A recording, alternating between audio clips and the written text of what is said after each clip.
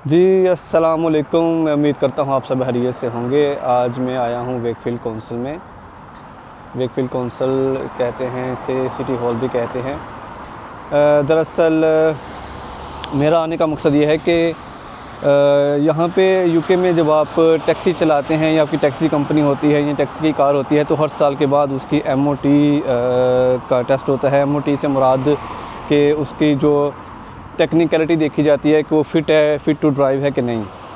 तो ये यूके में हर कौंसिल का अपना अपना रूल है और हर डिपेंड करता है गाड़ी के ऊपर भी। अगर आपकी गाड़ी नहीं है तो साल में एक दफ़ा चेकिंग होगी, उसकी एमओटी होगी, और अगर तो वो पुरानी है तो वो साल में 2 दफ़ा होगी। और हर साल बाद नई प्लेट्स मिलती हैं, जो कि ये मैंने पकड़ी हुई है, मैं आपको दिखाऊंगा जाके। तो अभी मैंने गाड़ी सामने पार्किंग में खड़ी की हुई है, सामने बिल्डिंग में। तो ये है कि सामने वेकफ़ील्ड का जो ट्रेन स्टेशन आप देख सकते हैं, और ये जो सामने बिल्डिंग नज़र आ रही है आपको, ये वेकफ़ील्ड का जो ट्रेन स्टेशन है उसकी पार्किंग है सारी। ये जो बिल्डिंग है, ये सारी बिल्डिंग जो है ये पार्किंग है। मैं अभी आपको अंदर भी जाके दिखाऊंगा। ये सामने स्टेशन है, ट्रेन स्टेशन है, और जितनी भी गाड़ियाँ खड़ी हैं ये टैक्सी की गाड़ियाँ हैं। और ये देखें सामने कॉलेज है, कापा कॉलेज। ये कॉलेज है सामने। तो अभी मैं रोड क्रॉस करके रोड की दूसरी तरफ जाऊंगा और आपको दिखाऊंगा टैक्सीज़।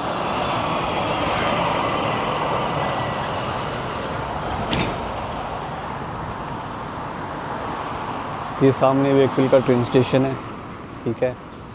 ये जितने भी टैक्सी वाले खड़े हैं सारे पाकिस्तानी हैं, ये सारे पाकिस्तानी टैक्सी वाले हैं।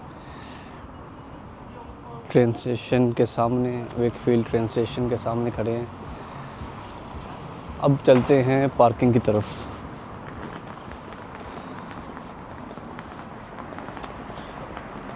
ये इसकी एंट्रेंस है, जैसे कि मैंने बताया वो सामने ट्रेन स्टेशन है, और ये आगे हमारी पार्किंग। अब आप बताता हूँ कि यहाँ पे पार्किंग क्या सीन है, ठीक है। ये देखें जी, ये है 1 घंटे के 1 आवर पर मैक्सिमम 5 आवर 90 पी है। और यहाँ पे हम पे करेंगे, ठीक है। यहाँ पे मैं अपनी गाड़ी का नंबर डालूँगा। ये देखें यहाँ पे गाड़ी का नंबर K15FPF, ठीक है। ये गाड़ी का नंबर डाल दिया FPF, ओके, ठीक है।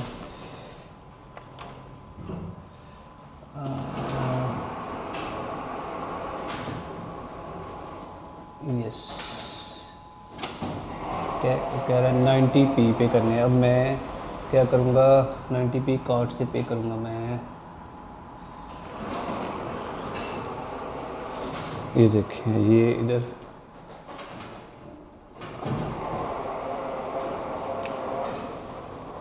ये मेरा कार्ड आ गया, ये मैंने ऊपर रखा।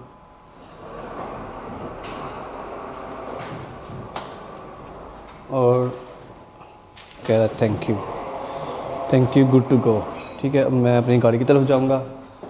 हम लिफ्ट ले लेते हैं यहाँ से, क्योंकि गाड़ी मेरी तीसरी फ्लोर पे है, ठीक है। गाड़ी तीसरी फ्लोर पे खड़ी है, तो मैंने लिफ्ट का बटन दबाया है। यहाँ पे देखिए, हर ट्रेन स्टेशन, जैसे कि मेरे सामने ट्रेन स्टेशन है, हर ट्रेन स्टेशन के सामने पार्किंग है। ये इसी तरह एयरपोर्ट्स होगी, एयरपोर्ट्स के पास भी ऐसे ही है। तो ये लिफ्ट आ गई है, अब हम लिफ्ट में चलते हैं तीसरी मंजिल पे, तीसरी फ्लोर पे, ठीक है जी। तो आज यहाँ पे अभी 9 अप्रैल हो गई है और ठंड बहुत ही ज़्यादा है। ठंड कम होने का नाम नहीं ले रही, ठंडी बर्फ़बारी चल रही है बाहर। कल गर्मी थी यहाँ पे, टी शर्ट पहनी हुई थी और आज जैकेट। ये यहाँ का मौसम है, ठीक है। तो आपको बहुत एहतियात करनी पड़ती है, आपको टेम्परेचर हो जाता है, बाहर हो सकता है टेम्परेचर एकदम ऊपर नीचे होने से। तो ये हमारा फ्लोर आ गया है, 3rd फ्लोर, ठीक है जी। अभी ये देखें, अभी ये दूसरा दरवाज़ा है। अब हम यहाँ से गुजरेंगे। ये देखें कैसे गाड़ियाँ खड़ी हैं। ये 3री मंजिल पे आए हैं, अभी 5 मंजिलें हैं। ये देख दूर तक जहाँ नज़र आ रही है ये सारी पार्किंग है, ये बिल्डिंग बनी हुई है। मैं लास्ट टाइम मैनचेस्टर गया था, मैंने आपको बताया था कि वहाँ मेन शहर के अंदर कैसे गाड़ियाँ, कैसे बिल्डिंगें बनाई हुई हैं उन्होंने पार्किंग के लिए, क्योंकि पार्किंग के यहाँ पे बहुत मसले मसाइल हैं। ये देखें, ये मेरी गाड़ी आ गई, ये मेरी वाली गाड़ी आ गई, ठीक है। अब हम बैठ के चलते हैं, क्योंकि इससे पहले कि वो एक्सपायर हो जाए, टाइम होता है ना, टाइम के अंदर अपनी गाड़ी निकालनी होती है पे करने के बाद, वरना फिर वो आपसे एक्स्ट्रा पैसे भी मांग सकते हैं। अब हम गाड़ी स्टार्ट करते हैं और निकलते हैं यहाँ से। मैं इंशाल्लाह वीडियो बनाऊंगा, उसमें बताऊंगा कि यहाँ पे गाड़ियों के क्या प्राइसेस हैं एज़ कम्पेयर टू पाकिस्तान, क्योंकि पाकिस्तान में गाड़ियों के ऊपर बहुत ज़्यादा टैक्स लेते हैं। अच्छा, पहले पार्किंग का ये था कि टिकट इशू होती थी, टिकट निकलती थी, तो टिकट को आप नीचे जाके जब बाहर निकलते थे उस वक्त मशीन में डालते थे और वहाँ पे करते थे। लेकिन अब इन्होंने क्या कर दिया है कि अब आप सिर्फ मशीन में अपना गाड़ी का नंबर डालें और वहीं पे कर दें, कार्ड की भी ज़रूरत नहीं है। इसके अलावा ऐप भी डाउनलोड कर सकते हैं, आप ऐप से पे कर दें और फिर कहीं भी जाने की ज़रूरत नहीं है। अब ये देखें पार्किंग कैसी कमाल की पार्किंग है, मसलन के शहर के मेन शहर के बिल्कुल सेंटर में ये बनाई हुई है इन्होंने, ठीक है।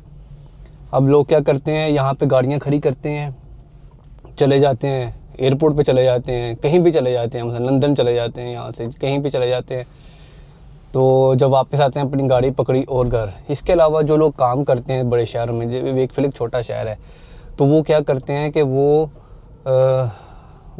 अपना इधर गाड़ी खड़ी करते हैं, डेली गाड़ी खड़ी करेंगे, फिर उनकी मेंबरशिप होती है ना, तो डेली गाड़ी खड़ी कर जाते हैं, तो फिर काम पे जाते हैं, काम पे आके गाड़ी पकड़ते हैं, घर चले जाते हैं। उससे ये होता है कि क्योंकि शायद आपने पिछली वीडियो में देखा था, यहाँ रश बहुत होता है, रोड चौक हो जाते हैं, बहुत ज़्यादा ट्रैफिक होती है, स्पेशली जब आप लंबा सफ़र करते हो।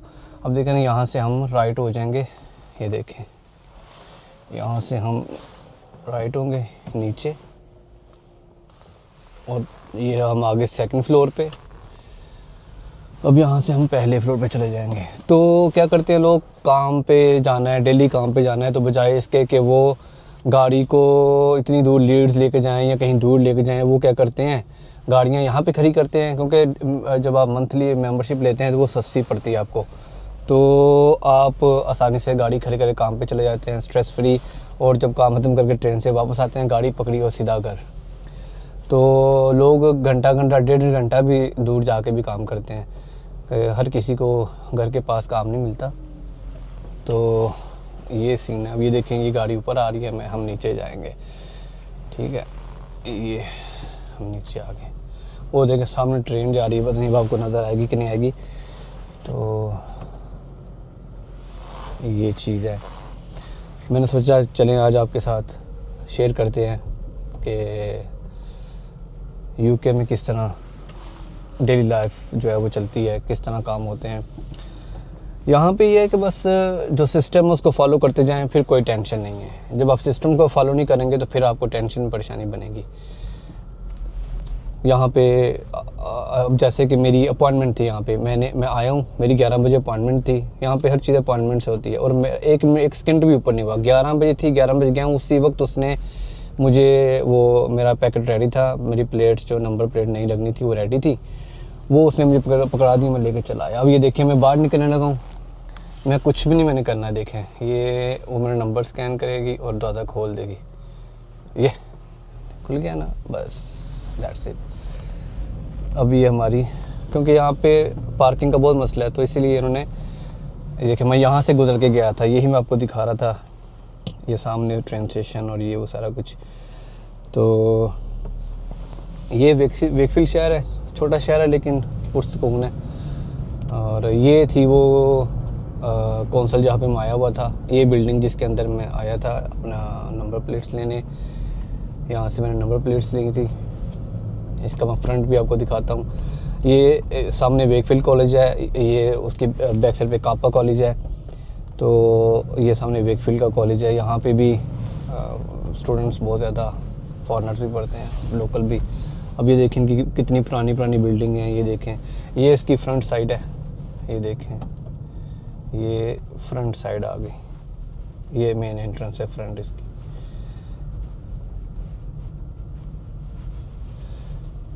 तो ये चीज़ है। बाकी यूके का वेदर तो आप देख ही रहे हैं, मैं अक्सर वीडियो बनाता हूँ। वेदर के लिहाज से कोई पता नहीं, हमेशा अपने जैकेट अपने पास रखनी है। किसी वक्त भी ठंड हो सकती है, किसी वक्त भी बारिश हो सकती है।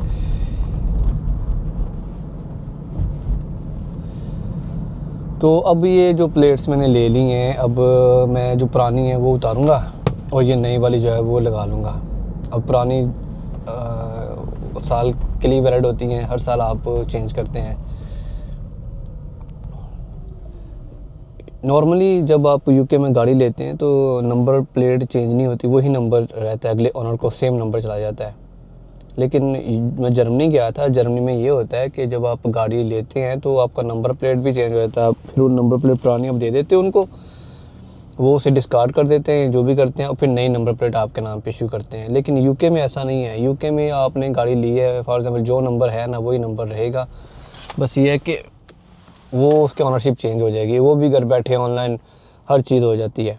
लेकिन जर्मनी में ये है कि आपको जाना पड़ता है। जर्मनी में अभी कर रहे हैं, लेकिन कैंसिलेशन जो है ना उसकी, जिसे अप मेल्टिंग कहते हैं, वो हो जाती है जर्मनी में भी, लेकिन रजिस्ट्रेशन के लिए जाना पड़ता है आपको। लेकिन शायद अब वो भी उन्होंने शुरू कर दिया हो, क्योंकि काफ़ी वो भी डिजिटल सिस्टम की तरफ जा रहे हैं वो भी। तो अब ये जो ब्रिज है ऊपर, ये उसी ट्रेन का ब्रिज है।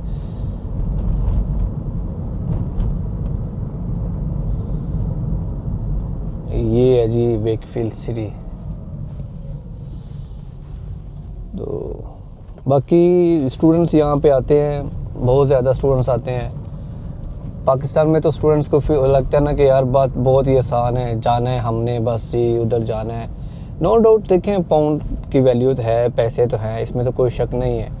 लेकिन जिस लेवल की मेहनत है ना, लग पता जाता है। मसलन के फ़र्ज़ करें स्टूडेंट आता है, उसने सुबह उठ के उसने नाश्ता करना है, सारा कुछ, सारे काम खुद करने हैं, लॉन्ड्री करनी है, शॉपिंग करनी है, खाना बनाना है, बर्तन धोने हैं, घर की सफाई करनी है, काम पे जाना है, फिर काम। मसलन के पूरी रूटीन लाइफ है, पूरी डिसिप्लिन लाइफ कह लें आप उससे, डिसिप्लिन लाइफ। मसलन पाकिस्तान में ऐसे लाइफ नहीं होती। पाकिस्तान में तो जब दिल किया उठे, जब दिल किया छुट्टी कर ली, जब दिल किया जो मर्ज़ी कर ले। लेकिन इधर नहीं, इधर आपको जो है ना, इधर आपको काम करना पड़ता है, इधर आपको डिसिप्लिन के साथ चलना पड़ता है। हाँ, लेकिन अब जब आप डिसिप्लिन के साथ चलेंगे तो फिर कामयाब भी आप होते हैं, इसमें कोई शक नहीं है, कोई दो राय नहीं है, ठीक है। और काम करना अच्छी बात है, काम करना चाहिए। जो लोग इधर आके दिल लगा के काम करते हैं वो तो अच्छा खासा, मसलन के अगर स्टूडेंट पैसा लगा के आते हैं, जब उनको PSW मिलता है तो वो फिर अपने पैसे पूरे करते हैं अच्छी तरह। वो दो जॉब करते हैं, दो अपना, एक शिफ्ट कहीं और कर ली, दूसरी शिफ्ट कहीं और कर ली, तो वो तो अच्छे खासे पैसे कमाते हैं। तो मेहनती होना चाहिए बंदे को। आप अगर फ़र्ज़ करें 40-50 लाख लगा के आते हैं तो मेरा नहीं ख्याल ज़ाया जाते हैं अगर आप दिल लगा के मेहनत करें। लेकिन बेहतर है कि अगर आप मास्टर प्रोग्राम में आए, क्योंकि जब अगर आप ग्रेजुएशन में आएंगे तो फिर तो आगे बहुत लंबा सफ़र है आपका, 4 साल ग्रेजुएशन की, फिर आगे 2 साल MBA या MA या मास्टर्स के, तो वो बहुत लंबा हो जाता है। इससे बेहतर होता है कि आप मास्टर्स में आएँ, साल का प्रोग्राम हो, साल 1.5 साल का प्रोग्राम हो, और आराम से उसके बाद आप आराम से PSW लें, पोस्ट स्टडी जो वर्क परमिशन होती है वो लें। तो अभी तो 2 साल से कम कर दिया, आई थिंक 1.5 साल कर दिया, थोड़े से कम कर दिया उन्होंने, लेकिन फिर भी काफ़ी है। तो उसमें अगर आप दिल लगा के काम करें, अपना टारगेट रखें, तो आप अच्छे खासे पैसे कमा के अगर वापस भी जाना चाहें तो आप नुकसान में नहीं रहते, आप फ़ायदा ही होता है आपको। लेकिन अगर आप इस दौरान कहीं पे वर्क परमिट ढूंढें, अगर आपकी लक अच्छी हो तो आपको अच्छा वर्क परमिट भी मिल जाता है, आप कहीं पे सेट हो जाते हैं। या इसके अलावा आप स्पेन है, पुर्तगाल है और बहुत सी अपॉर्चुनिटीज़ हैं, तो आप कहीं ना कहीं फ़िट हो ही जाते हैं। बाकी और जो लड़के नए आते हैं, स्टूडेंट आते हैं, फिर उनके लिए सबसे बेस्ट होता है कि वो फ़र्स्ट ऑफ़ ऑल तो पाकिस्तान से इंटरनेशनल लाइसेंस अपना ओरिजिनल जेन्युइन बनवा के आएँ और गाड़ी सीख के आएँ, क्योंकि डिलीवरी का काम यहाँ बहुत ज़्यादा है। और फिर आके लाइसेंस पास करें तो बहुत ज़्यादा, अगर लाइसेंस पास कर लेते हैं तो फिर आपके पास बहुत ज़्यादा चांसेस और अपॉर्चुनिटीज़ आ जाती हैं काम की। सही हो गया। वैसे भी जिनके पास नहीं होता फिर वो ये होता है कि वो साइकिलों पे या मोटरसाइकिल पे करते हैं डिलीवरी, जो कि बड़ी मुश्किल होती है क्योंकि वेदर यहाँ का बहुत बारिश ठंड। तो और अगर आपके पास लाइसेंस होगा तो आप दूर कहीं जाके भी काम कर सकते हैं। अब बात करते हैं जो ट्रक ड्राइवर होते हैं। देखें, अगर आप ट्रक ड्राइवर हैं, कुछ हमारे भाई हैं वो थोड़ी हिम्मत नहीं करते, थोड़ी सी अगर हिम्मत करें तो वो पोलैंड का वो पीछे पड़े हैं, पोलैंड। लेकिन अगर आप कोशिश करें तो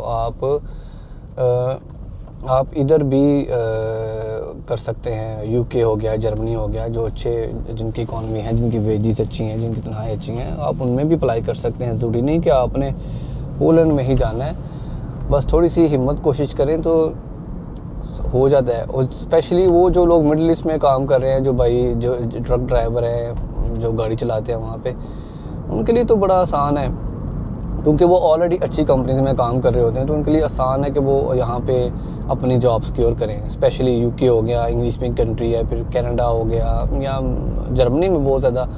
मैं कल देख रहा था जर्मनी की जॉब मार्केट को, क्योंकि इतनी जॉब्स हैं जर्मनी में, इतनी जॉब्स हैं। हाँ, अगर जर्मन आती हो फिर तो क्या ही बात है। और ट्रक ड्राइवर के लिए वहाँ बड़ी अपॉर्चुनिटीज़ है, इंग्लिश के लिए भी। लेकिन आप यकीन करें, अगर जर्मन लैंग्वेज मैंने सीखी है, अभी सीख भी रहा हूँ, ठीक है, तो आप यकीन करें A1 मसलन लैंग्वेज का लेवल होता है A1, A2, B1, B2 और सो ऑन, इस तरह लेवल है। और A1, A2 बहुत ही आसान है, इतना मुश्किल नहीं है। अगर आप 6 महीने साल, क्या होता है 6 महीने साल, अगर आप 6 महीने या साल मेहनत करें, प्रैक्टिस करें तो कोई मुश्किल नहीं है। देखें ट्रक ड्राइवर, ये देखें, ये भी तो चला ही रहा है ना इधर। तो अगर आप 6 महीने 1 साल लैंग्वेज को दे दें तो क्या जाता है। मुझे तो ये समझ नहीं आती, हमारे दोस्त फॉर एग्जांपल यूरोपियन कंट्री में जाते हैं या किसी ऐसी कंट्री में मिडिल ईस्ट में जहाँ पे इंग्लिश नहीं बोली जाती, या उनको उस मुल्क कंट्री की ज़बान नहीं आती, यार इतना नहीं करते कि 6 महीने साल नहीं 2 साल लगा लें यार। लैंग्वेज बहुत ज़रूरी है। मैं आपको बहुत इंपॉर्टेंट टिप दे रहा हूँ, 2 चीज़ें करें अगर आप कुछ करना चाहते हैं अपनी लाइफ में अच्छा, वो एज का कोई इसमें कोई रिस्ट्रिक्शन नहीं है कि आपकी क्या आ जाए। लेकिन आप अगर ये 2 काम कर लेंगे तो आप कामयाब हैं। पहला काम, अगर आपने फ़र्ज़ करें कोई ऐसा कंट्री चूज़ किया है जहाँ पे आप जाना चाहते हैं, वहाँ पे इंग्लिश नहीं बोली जाती या आपको इंग्लिश नहीं आती, आप वो ज़ुबान 1 साल या 2 साल लगा के सीखें। 1 साल 2 साल में आ जाती है ज़ुबान, कोई भी ज़ुबान वो आ जाती है, कोई मुश्किल नहीं है। फिर उसके बाद जब आप ज़ुबान सीख लें तो फिर हुनर सीखें। देखें फिर जिस कंट्री में जा रहे हैं, फॉर एग्जांपल अगर आप मिडिल ईस्ट में जा रहे हैं तो वहाँ पे गर्मी पड़ती है, वहाँ पे कूलिंग सिस्टम हो गया, फ्रिज हो गया, एसी हो गया, वहाँ पे काम ज़्यादा है, ठीक है, डिमांड है, गाड़ियाँ हो गई, इस तरह की।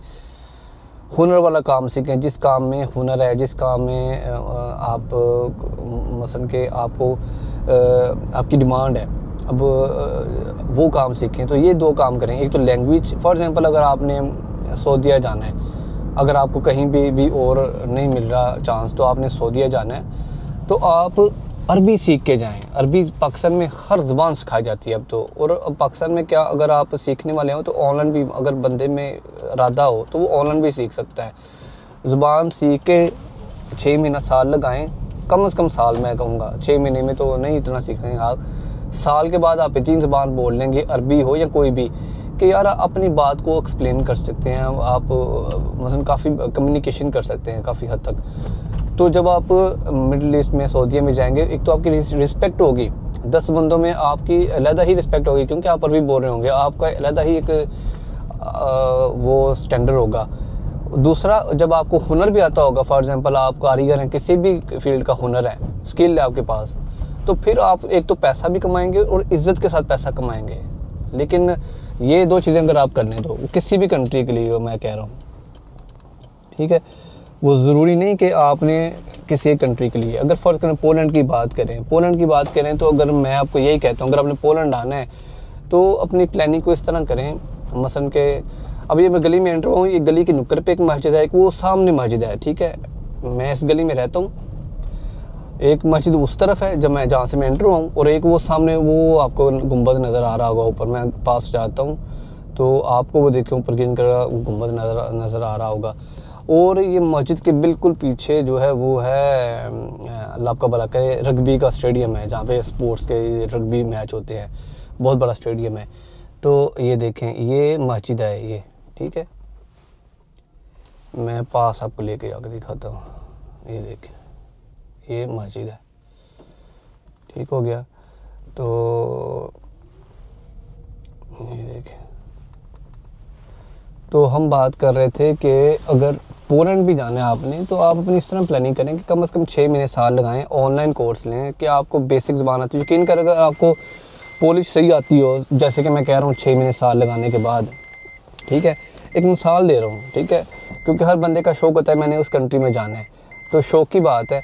तो अगर फ़र्ज़ करें आप जर्मनी का सोचते हैं, जर्मनी में आप जर्मनी में तो जर्मनी की लैंग्वेज सिखाने के लिए तो बाकायदा स्कूल हैं, लाहौर में भी हैं, आई थिंक बड़े शहरों में हैं।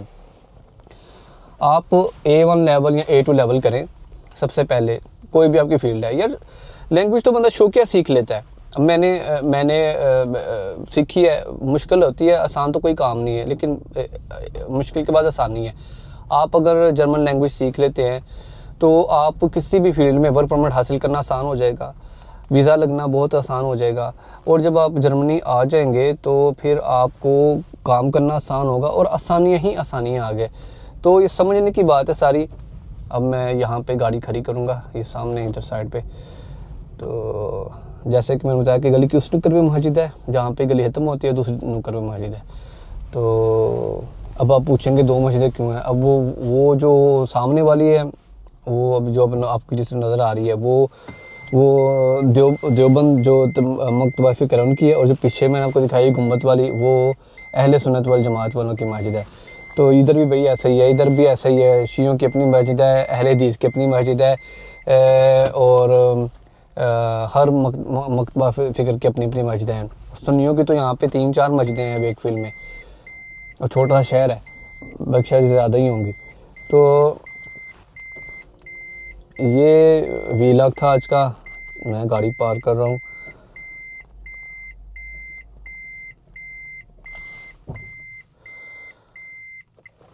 अच्छा मैं आपको दिखाता हूँ मैं क्या लेके आया हूँ, 1 मिनट।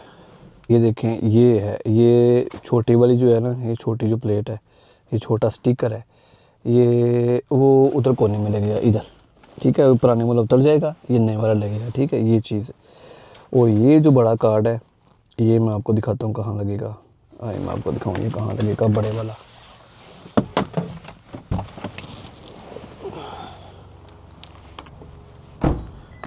ये देखें, ये बड़े वाला इधर लगेगा, जैसे ये लगा हुआ है ना, ये उतर जाएगा और उसी जगह ये नया लग जाएगा। ये देखें, ये ख़त्म होने वाला है 13 अप्रैल का, ठीक है।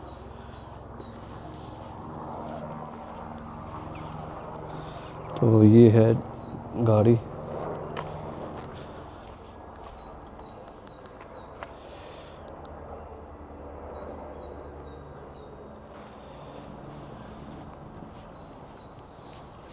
ठीक हो गया जी। तो